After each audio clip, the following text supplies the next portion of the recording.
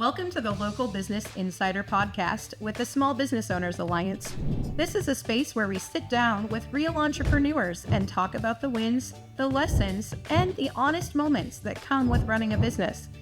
I'm your host, Nicole Redinbaugh, small business owner, insurance broker, and founder of the Small Business Owners Alliance here in the Omaha area. Whether you're local to Nebraska or just love learning from real-world business stories, you're in the right place.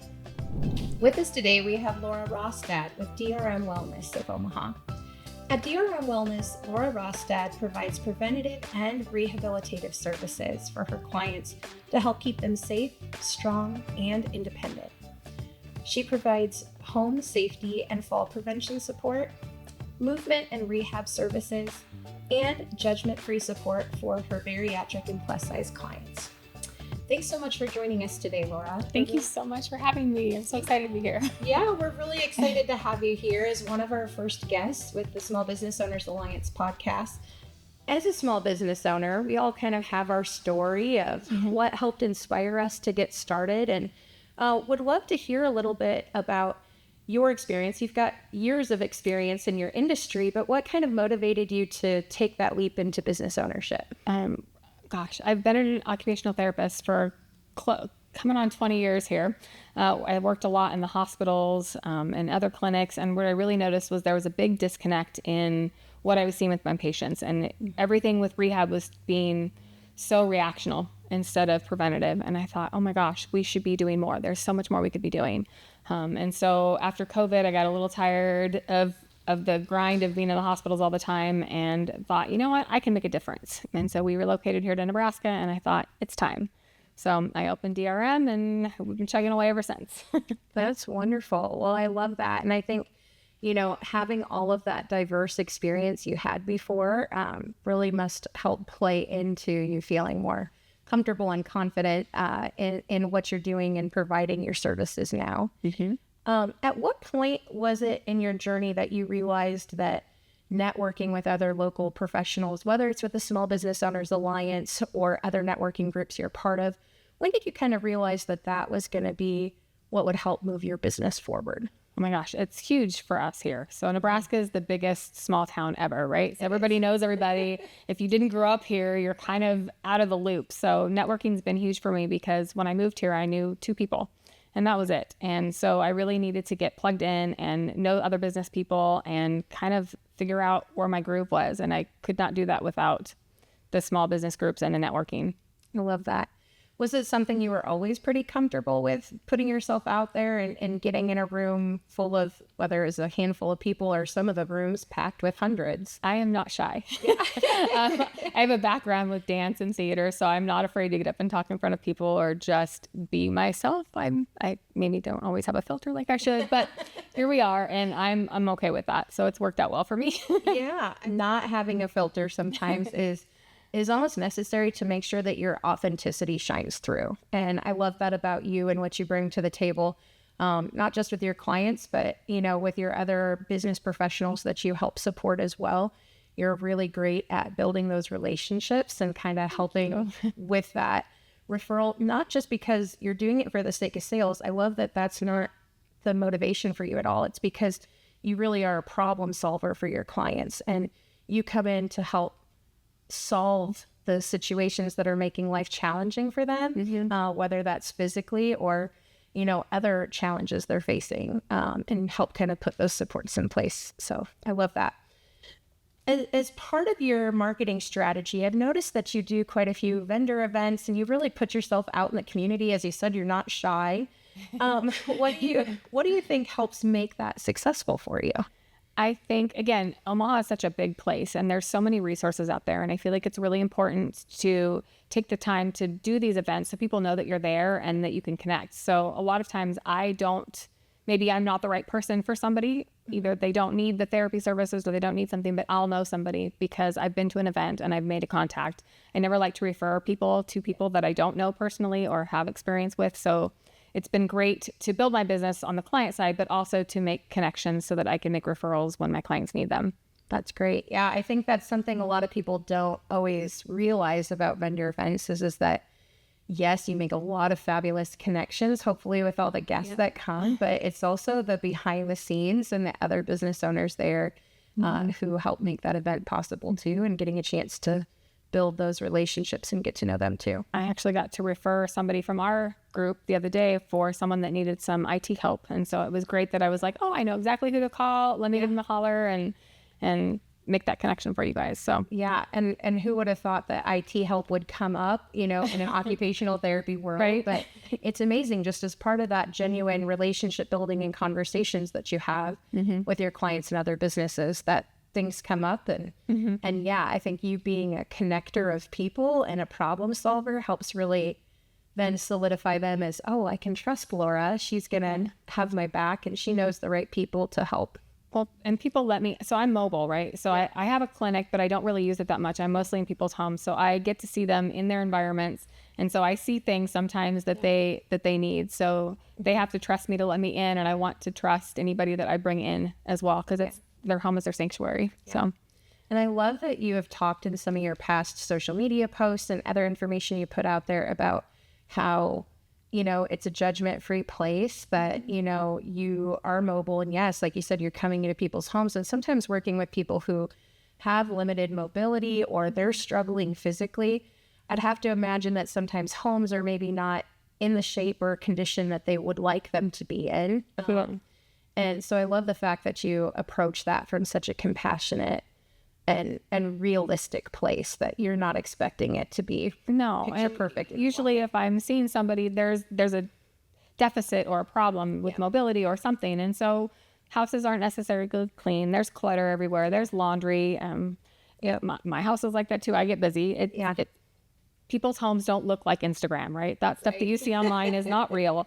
That's not what people's kitchens are not perfect. There's always dust. There's always things. So I'm there to help you, and whatever that looks like. And, if you've got laundry to do, I'll turn it into therapy, and we can stand there and work on your standing balance and fold laundry. Like, it's okay. I love that. That's a great point about occupational therapy, and it's not just, what do you need to be in a sport or things. It's not even just what do you need to go to the gym and work out, but it's what do you need to stand and do laundry, and what do you need to be able to stand and cook your family a meal, and what does that look like? And I think that's great. So I think the other thing I love and admire about you so much, and we talked about this a little bit beforehand, is that you're so good on your social media, putting yourself forward and getting on video, and whether it's from your car, because like you said, you're mobile, you put a lot of miles on, I'm sure. I do. I do a lot of car talks. Yeah. So I love that sometimes, even if you just got a few minutes between patients and you'll sit and perk and share that, whatever that looks like. How do you stay consistent as a business owner with so much on your plate and doing your marketing? How do you make that work, and how do you kind of overcome that hesitation to get in front of the camera? A lot of times it's such on a whim. Like, I haven't set a schedule yet for, I need to post videos or things like that. It's like, I'll go into somebody's house and something will happen and I go, oh gosh, I know that there's a million people that are dealing with this, so I should probably make a video about it so that it feels more normal. My regular content, I have a pretty good schedule. I know that I like to post every day, but the video thing, and I'm having fun with the video. And even though I don't get a lot of interaction on the videos or things, I get phone calls about them. And then they're like, oh my gosh, I saw your video about the clean house, or I saw your video about don't worry about this, or safety with this. And it's great because I'm getting interactions, but I'm actually getting phone calls from it. Maybe not on the social media where people seem to think that likes and clicks are the thing, but yeah, I think sometimes the algorithm isn't always in our favor. And so many people engage in a passive way where they're consuming your content, but they're not, interacting with a like or comment or whatever. So I'm glad you're seeing good engagement with that in the phone calls, because I think it's beautiful that you bring out your real authenticity and you share those real stories and you make it much more approachable. So I think that's wonderful. You bet. And I think with the video, I know you mentioned that in past that you have done like theater and stage and things like that. Do you think that that's really played into how you approach or handle your confidence in video as a business owner? Or do you feel like this is just a whole different thing? I think it's a little bit of both. I think that I definitely am more confident. I'm not afraid to get up in front of people. I don't have that stage anxiety or those kind of things. But I think it's definitely helpful if you can kind of get past that, or whatever you need to do to kind of get past that awkwardness to be in front of people, because you really need to run a business. There's so many things that are involved when you own a business. It's not just the service that you're providing. There's the social media and the billing and all there's so many things that go with it. So I think that having confidence and just kind of being willing to throw it against the wall and see if it sticks is a huge piece of being a successful business owner. Yeah, I think so many people struggle, myself included, sometimes with that. It's got to be perfect. I've got to love every aspect, and sometimes end up recording things multiple times before we even have the courage to hit submit. And, but I think it's nice, though, as a strategy, because people get to know and trust you on a deeper level, especially if they're going to invite you into their home. That's kind of a personal thing, but it's what makes you so different, and that you're able to do that. It's not something that people have to drop everything and go into a clinic if they aren't able to get a ride or do it themselves, or just it's uncomfortable for them to take that step. So I think it's great that you're differentiating yourself.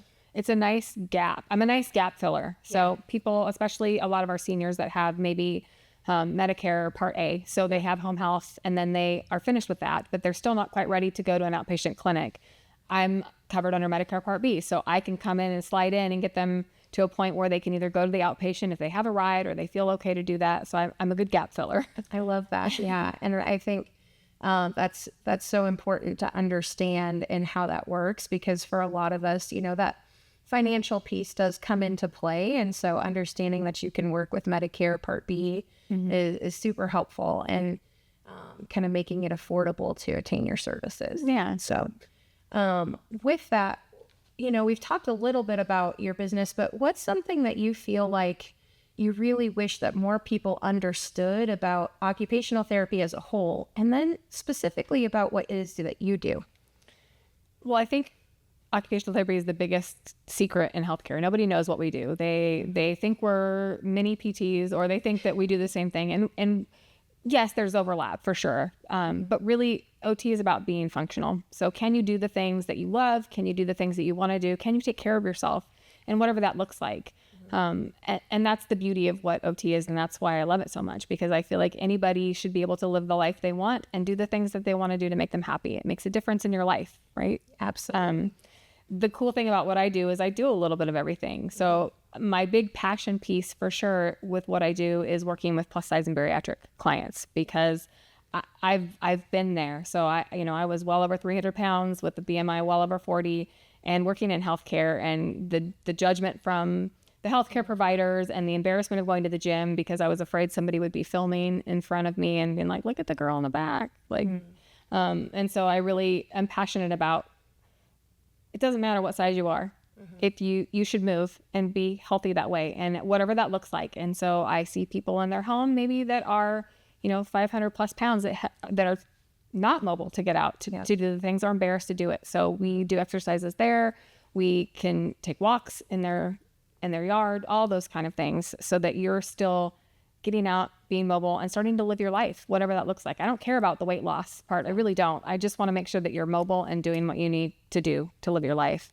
And that's one of the really cool things. But then aside, sometimes I work with high school or middle school athletes working on their agility. And we were doing one of those things the other morning. So I get to do a lot of things, and it's all ADLs. It's all activities of daily living. It just depends on what that looks like for your life. Yeah, everybody's life looks so different. So different. And so, what is it that's holding you back from living the life that you want to live? And I love that you help bridge that gap for people and making that attainable by educating them and helping support them. And sometimes it's just that extra accountability even to be able to have that help. So I think that's really wonderful what you do. Thank you.